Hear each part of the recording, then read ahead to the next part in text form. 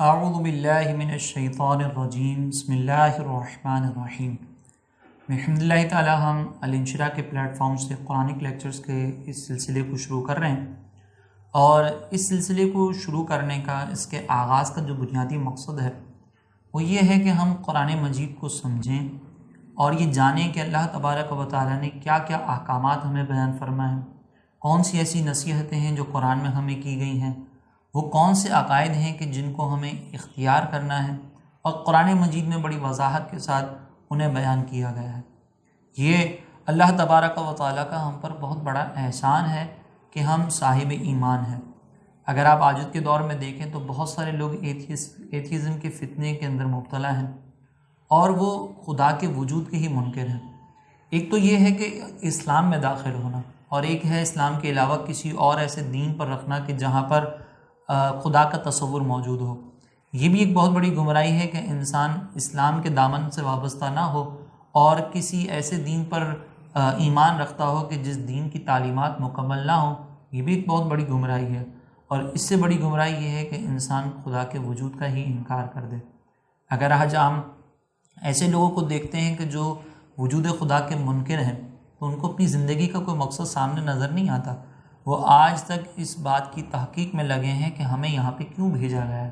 کیا مقصد تھا، ہمیں انسان کی تخلیق کا کیا بنیادی مقصد ہے، انسان فوت ہوتا ہے تو کہاں جاتا ہے، کیسے وجود میں آیا، یہ کائنات کیسے وجود میں آئی۔ وہ اسی کشمکش میں اپنی پوری زندگی گزار دیتا ہے، اور مرنے کے بعد اس کو کچھ بھی حاصل نہیں ہوتا۔ لیکن یہ اللہ تبارک و تعالیٰ کا ہم پر کتنا بڑا کرم ہے کہ اللہ تعالیٰ نے ہمیں اپنی ذات پر ایمان رکھنے والا بنایا، اور پھر جو وہاں سے ہدایات ہمیں ملی ہیں، جو کہ حقیقی ہدایات ہیں، جس میں اللہ تبارک و تعالیٰ نے ہمیں اپنی زندگی کے ہر شعبے کے بارے میں رہنمائی عطا کی ہے، ہم اس کو تسلیم کرتے ہیں۔ اور الحمدللہ ہمارے پاس ایک ایسی کتاب موجود ہے جس کو ہم قرآن کہتے ہیں، اور اس کے بارے میں اللہ تبارک و تعالیٰ نے یہ بات بیان فرمائی کہ شہر رمضان الذی انزل فیہ القرآن ھدی للناس، کہ یہ وہ رمضان کا وہ مہینہ کہ جس میں قرآن مجید کو نازل کیا گیا جو لوگوں کے لیے ہدایت ہے۔ اب آپ ذرا غور کریں کہ اللہ تعالیٰ نے ھدی للناس فرمایا، تمام انسانیت کے لیے ہدایات۔ ہر شخص جو بھی اس سے ہدایت حاصل کرنا چاہے وہ قرآن مجید سے ہدایت حاصل کر کے اپنی زندگی کو کامیاب بنا سکتا ہے۔ اگر ہم منکرین خدا کو دیکھیں تو سب سے پہلے تو ان کو یہ معلوم ہی نہیں کہ ان کی زندگی کا مقصد کیا ہے، لیکن یہ کتاب اس نے ہمیں ہماری زندگی کا مقصد بتایا۔ چنانچہ اللہ تعالیٰ نے فرمایا وَمَا خَلَقْتُ الْجِنَّ وَالْإِنسَ إِلَّا لِيَعْبُدُونَ، کہ ہم نے جنات اور انسان کو فقط اپنی عبادت کے لیے پیدا کیا۔ انسان کی تخلیق کیوں کی گئی؟ تاکہ وہ اللہ تعالیٰ کی معرفت حاصل کر سکے، تاکہ وہ اللہ کو پہچان سکے، اس کی عبادت کر سکے، اس کی بندگی کر سکے۔ یہ ہے انسان کے وجود کا پہلا بنیادی مقصد۔ پھر اس کے بعد اب اس مقصد کو کیسے حاصل کرنا ہے، کیسے اس میں کامیابی حاصل ہو سکتی ہے، تو پہلے اللہ تعالیٰ نے ہمیں ایسے انبیاء علیہم السلام مبعوث فرمائے ہماری ہدایت کے لیے کہ جن کو دیکھ کر ہم اپنی زندگی کو اچھے انداز سے گزار سکتے ہیں۔ آخر میں نبی کریم علیہ السلام پر یہ سلسلہ نبوت ختم ہوا، اور آپ کے اخلاق کریمانہ کو قرآن مجید میں یوں تعبیر کیا گیا کہ اِنَّکَ لَعَلَىٰ خُلُقٍ عَظِيمٍ، کہ اے حبیب بے شک ہم نے آپ کو اخلاق عظیمہ کے مرتبے پر فائز کیا۔ گویا کہ سرکار دو جہاں صلی اللہ علیہ وسلم کی پوری حیات طیبہ ہمارے لیے ایک رول ماڈل بنا دی گئی۔ ہم اس کو دیکھیں کیسے وہ اپنی زندگی کو گزارتے تھے، انہوں نے کس انداز سے سیاست کی، انہوں نے کس انداز سے قیادت کی، وہ کیسے لیڈر تھے،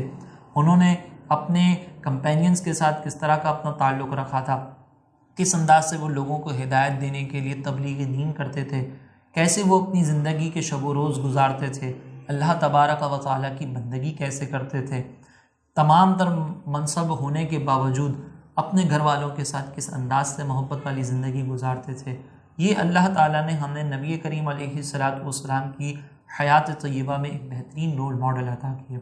اور پھر اس کے ساتھ ساتھ ہمیں ایک گائیڈ بھی فراہم کر دی کہ قرآن کو پڑھ لو، قرآن کو دیکھ لو، جہاں تم نبی کریم علیہ السلام کی زندگی میں پریکٹیکل پاؤ گے، اس پریکٹیکل کی ٹوٹل تھیوری یہ قرآن ہے۔ اسی لیے سیدہ عائشہ صدیقہ طیبہ طاہرہ رضی اللہ تعالی عنہا نے فرمایا کہ کانا خلقہ القرآن، نبی کریم علیہ السلام کے سارے اخلاق تو قرآن سے ہی ہیں۔ اسی لیے ہمیں قرآن مجید سے اپنی وابستگی اختیار کرنا بہت ضروری ہے۔ اور یہاں پر اللہ تبارک و تعالیٰ نے جو قرآن مجید میں احکامات بیان کیے، جو عقائد کو بیان کیا، وہ ایسا نہیں ہے کہ ہمارے اوپر تھوپ دیا گیا ہے کہ تمہیں یہ مانو، اگر نہیں مانو گے تو تم تباہ ہو جاؤ گے۔ پہلے ہمیں سمجھایا کہ ہم نے یہ کس انداز سے ماننا ہے، دلائل دیے گئے ہیں، اور پھر یہ کہا کہ جب تم نے دلائل کے ساتھ ساری چیزوں کو سمجھ لیا، جان لیا، تمہاری عقل بھی اس بات کا فیصلہ کرتی ہے، تو پھر اب تم اس ہدایت کے راستے سے ہٹو گے تو ہلاکت میں مبتلا ہوگے۔ ہمیں دلیل سے سمجھایا گیا ہے کہ ہمیں اپنی عقائد کو کس انداز سے درست کرنا ہے۔ قرآن مجید میں اللہ تعالیٰ نے اپنے وجود کے بارے میں بھی ایک مقام پر یہ فرمایا، قل هو اللہ احد، اے حبیب آپ ان سے کہہ دیجیے کہ اللہ ایک ہے۔ لیکن ایسا نہیں ہے کہ صرف یہ بات کہہ کر ٹھہر گئے، اور قرآن مجید میں اس کی مزید کوئی دلیل نہ دی گئی ہو، یہیں پر جو ہے وہ کلام ٹھہرا لیا گیا ہو، اس سے آگے کوئی گفتگو نہ کی گئی ہو، بلکہ دوسرے مقام پر اللہ تبارک و تعالیٰ نے دلیل بھی بیان فرمائی، لو کان فیہما آلہۃ الا اللہ لفسدتا، کہ اگر زمین اور آسمان میں اللہ کے علاوہ کوئی دوسرا خدا ہوتا تو یہ زمین اور آسمان تباہ ہو جاتے۔ اگر ہم اپنے دماغ سے غور کریں، عقل سے غور و تفکر کریں، تو ہماری عقل بھی اس بات کا تقاضا کرتی ہے کہ جب کوئی سسٹم اچھے انداز سے چلانا مقصود ہو تو اس سسٹم کو چلانے کے لیے کوئی ایک ہی اتھارٹی ہونی چاہیے۔ اگر ہم مختلف اتھارٹیز کے ہاتھ میں ایک ہی چیز کے متعلق اختیارات دے دیں تو پھر وہ چیز تباہ ہو جاتی ہے۔ ہر شخص اپنی مرضی چلانا چاہے گا، ہر شخص یہ چاہے گا کہ جو اس کی سوچ ہے اس کے مطابق جو ہے وہ فیصلہ نافذ کیا جائے، اس کے مطابق قوانین بنائے جائیں۔ اسی لیے ملک کا وزیر اعظم، پرائم منسٹر اور دیگر عہدوں پر جو فائز لوگ ہوتے ہیں وہ ایک ہی ہوتے ہیں۔ ایک سے زیادہ عہدے پر ایک ہی کام کرنے کے لیے مختلف افراد کو کبھی بھی مقرر نہیں کیا جاتا۔ چنانچہ اللہ تبارک و تعالیٰ نے اسی بات کے ذریعے بیان فرمایا کہ تم اپنے دنیاوی سسٹم کو بھی دیکھتے ہو کہ دنیاوی سسٹم میں بھی اگر ایک سے زیادہ کوئی دوسرا موجود ہو تو وہ سسٹم تباہ ہو جاتا ہے۔ اب تم کائنات پہ غور و تفکر کرو، کائنات کو دیکھو کہ کس انداز سے سورج اپنے وقت پر نکلتا ہے، اپنے وقت پر ڈوبتا ہے، چاند اپنے وقت پر طلوع ہوتا ہے، اپنے وقت پر غروب ہوتا ہے، یہ ستارے اپنے اپنے مقام پر موجود ہیں، جتنا فاصلہ ان کے اندر مقرر ہے، جو فاصلہ حکمت کا تقاضا ہے وہی ان کے درمیان ہے۔ سورج زمین سے کتنا دور ہونا چاہیے، کتنا قریب ہونا چاہیے، اسی طریقے سے موسموں کی تبدیلی، یہ ساری وہ چیزیں ہیں جو ایک پلاننگ کے تحت ہو رہی ہیں۔ اور پھر کس ملک میں رہنے والے کو کیسی صحت درکار ہے، اس کے اندر کس طرح کی کوالٹی درکار ہے، ایبلٹی درکار ہے، تاکہ وہ اس ملک کے موسم کے حساب سے اپنی زندگی کو آسانی کے ساتھ گزار سکے، اس کو ویسی ہی طبیعت عطا کی گئی۔ جانوروں کی اپنی غذائیں ہیں، ان کو وہ غذائیں فراہم کی گئیں۔ یہ سارا جو سسٹم چل رہا ہے، اگر ایک سے زیادہ افراد اس کو چلانے والے ہوتے، ایک سے زیادہ ذات اس کو چلانے والی ہوتی تو یقیناً یہ سسٹم تباہ ہو جاتا۔ تو ہم پر کوئی دھونس نہیں جمائی گئی کہ تم مجھے ایک مان لو، نہیں، بلکہ دلیل سے سمجھایا گا۔ اسی طریقے سے مرنے کے بعد دوبارہ اٹھنا ہے، حساب و کتاب ہونا ہے، تو اس میں بھی کوئی زور زبردستی نہیں کی گئی ہے۔ اللہ تبارک و تعالیٰ نے یہ بھی ہمیں دلیل سے سمجھایا کہ ذرا تم غور کرو کہ جب ایک شخص پیدا ہوتا ہے، فرسٹ ٹائم کسی چیز کی تخلیق ہوتی ہے، تو یہ فرسٹ ٹائم جو تخلیق کی جا رہی ہے یہ زیادہ مشکل ہوتی ہے، اور جب ایک دفعہ تخلیق ہو گئی تو اب اسی انسان کو دوبارہ تخلیق کرنا یہ اللہ کے لیے کچھ مشکل نہیں ہے۔ تو جب ایک دفعہ اللہ نے تخلیق کر لیا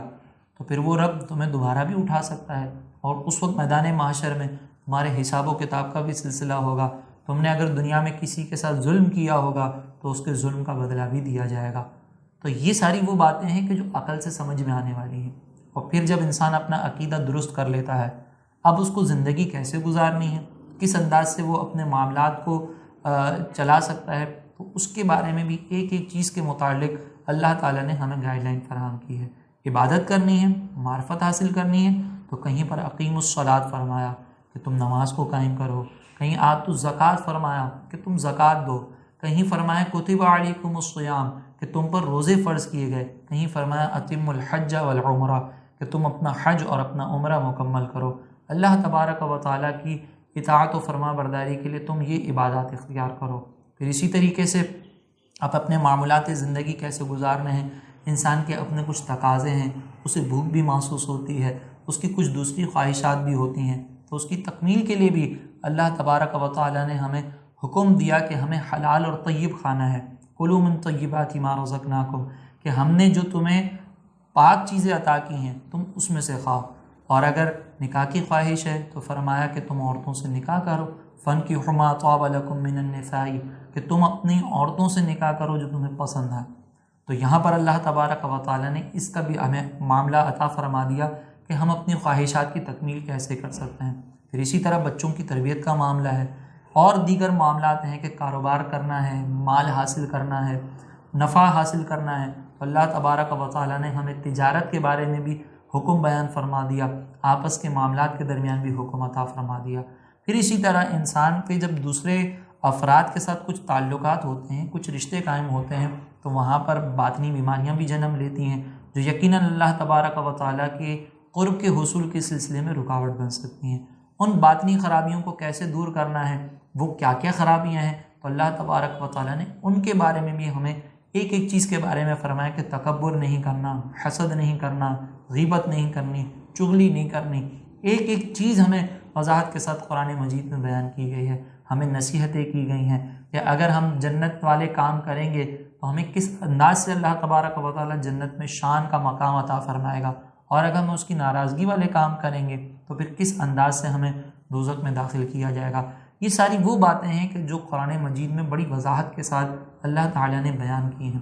لیکن ہمارا مسئلہ یہ ہے کہ ہم قرآن مجید سے وہ وابستگی اور وہ قرآن مجید کے ساتھ تعلق اپنا قائم نہیں رکھ سکتے جو اس کے ساتھ تعلق قائم رکھنے کا تقاضا ہے۔ اللہ تعالیٰ نے قرآن مجید کو جو نازل کیا ہے وہ ہماری ہدایت کے لیے نازل کیا ہے، اور ہدایت کا حصول اسی وقت ممکن ہے کہ جب ہم اس قرآن کو سمجھیں گے، اس قرآن کو پڑھیں گے، اس قرآن سے اپنا تعلق جوڑیں گے، اور ہم یہ جاننے کی کوشش کریں گے کہ قرآن مجید میں اللہ تبارک و تعالیٰ نے کیا کیا احکامات بیان کیے۔ اور یقیناً قرآن مجید کو سمجھنا، قرآن مجید کو پڑھنا اس بات پر موقوف ہے کہ ہم قرآن مجید کی عربک لینگویج پر اکتفا نہ کریں، بلکہ اس کے ساتھ ساتھ اس کا جو ترجمہ ہے اس کو بھی سمجھیں، اس کی جو تفسیر ہے اس کو بھی جانیں، اور پھر اس کے مطابق اپنی زندگی کو ڈھالنے کی کوشش کریں۔ اگر آپ صرف اور صرف عربک کے اوپر اکتفا کریں، صرف اور صرف آپ قرآن مجید کے ترجمے پر اکتفا کریں، تو یقیناً قرآن مجید کی عربک یا ترجمے پر اکتفا کرنے کے بعد قرآن سے کما حقہ ہدایت حاصل نہیں ہو سکتی۔ اگر ہم نے اس کو سمجھنا ہے تو پھر تھوڑا سا قرآن مجید کی ڈیٹیل میں جانا ہوگا، اس کی تفسیر کو سمجھنا ہوگا۔ ہمارے یہاں پر بدقسمتی کے ساتھ قرآن مجید کے ساتھ جو رویہ اختیار کیا گیا وہ انتہائی برا رویہ ہے۔ ہمیں قرآن مجید سے تعلق جو ہم نے جوڑا ہے وہ صرف ناظرہ کی حد تک، حفظ کرنے کی حد تک، یہ دونوں بہت اچھی باتیں ہیں۔ اسی طریقے سے ہم نے اگر کسی کا انتقال ہوا تو قرآن مجید کو عیسیٰ علیہ السلام کے لیے پڑھ لیا، اس سے زیادہ ہمارے قرآن مجید سے کوئی تعلق نہیں ہے۔ یہاں پر بس آخر میں امام غزالی رحمۃ اللہ تعالیٰ علیہ نے جو مثال بیان فرمائی ہے اس کو بیان کرنے کے بعد اپنے اس لیکچر کا اختتام کرتا ہوں، اور پھر انشاءاللہ ہم اگلے لیکچر میں اپنی گفتگو کا کنٹینیو کریں گے۔ امام غزالی فرماتے ہیں ایک مثال کے ذریعے کہ ذرا بتائیے کہ وہ شخص جسے بادشاہ کی طرف سے ایک خط ملا ہو، اور بادشاہ نے اپنے وزیر کو یہ احکامات دیے ہوں کہ میرا یہ خط جیسے ہی تمہیں ملے تو تم ان احکامات پر جو اس خط کے اندر درج ہیں فوری طور پر عمل کر لینا۔ اب جیسے ہی وہ خط وزیر کے پاس پہنچا تو اس وزیر نے یہ دیکھا کہ میرے بادشاہ کا خط ہے، اور فوراً اس خط کی لکھائی کی تعریف کرنے لگا، اس کے کاغذ کی تعریف کرنے لگا، اس کی ہینڈ رائٹنگ کی تعریف کرتے ہوئے اس پر عطر لگایا، اس کو سونگھا، اس کو چوما، سر پر رکھا، خوبصورت کپڑے کے اندر لپیٹ کر اوپر رکھ دیا۔ اور اب اس وزیر کا روزانہ کا معمول تھا کہ وہ اس خط کو اٹھاتا تھا، دیکھتا تھا، تعریفیں کرتا تھا، چومتا تھا، عطر لگاتا تھا، کپڑے میں لپیٹ کر اوپر کسی مقام پر رکھ دیتا تھا۔ کچھ عرصے کے بعد جب بادشاہ حاضر ہوا اور بادشاہ نے وزیر سے کہا کہ میں نے تمہیں خط بھیجا تھا اور اس کے اندر کچھ احکامات تھے، کیا تم نے وہ احکامات نافذ کیے؟ تو وزیر نے سامنے سے کہا کہ بادشاہ سلامت، آپ کے خط کی جو لکھائی تھی میں اس کی تعریف کرنے میں ہی مشغول رہا، اس کا جو کاغذ تھا میں اسی کی تحسین کرتا رہا، اور اس خط کی بڑی تعظیم کرتا تھا، بڑا اس سے محبت کا اظہار کیا تھا، وہ خط میں نے سجا کر رکھا ہوا ہے۔ تو بادشاہ اس کی اس بات کو سننے کے بعد کیا اسے انعامات سے نوازے گا یا اس کو سزا دے گا؟ یقیناً عقل مند شخص یہی کہے گا کہ بادشاہ اس کو سزا دے گا، کیونکہ اس نے خط اس لیے نہیں بھیجا تھا کہ اس خط کی تعظیم کی جائے، اس کو چوما جائے، بلکہ اس نے خط اس لیے بھیجا تھا کہ اس میں موجود احکامات کو نافذ کیا جائے۔ ہم بھی قرآن مجید کے جو نزول کا مقصد ہے اس کو بھلا کر ہدایت کے حصول کی بجائے دیگر تمام امور اختیار کر رہے ہیں، وہ تمام امور یقیناً ہمارے لیے کار ثواب ہیں، اس سے ثواب بھی حاصل ہوگا، لیکن یہ یاد رکھیے گا کہ اگر ہم نے ہدایت حاصل نہ کی تو جو قرآن مجید کے نزول کا حقیقی مقصد ہے اس کو پورا نہ کرنے کی وجہ سے ہم بھی قابل مذمت کہلائیں گے۔ اسی لیے ہماری آپ سے گزارش ہے کہ ان لیکچرز کو ہمارے ساتھ جڑے رہیے گا، ضرور سنیے گا، دوسروں کو بھی اس کی ترغیب دیجیے گا۔ اگلے پروگرام سے انشاءاللہ ہم قرآن کے انٹروڈکشن سے اپنی گفتگو کا آغاز کریں گے، اور پھر اس کے بعد انشاءاللہ قرآن مجید کی سورہ فاتحہ سے سورہ ناس تک تفسیر کا سلسلہ شروع کیا جائے گا۔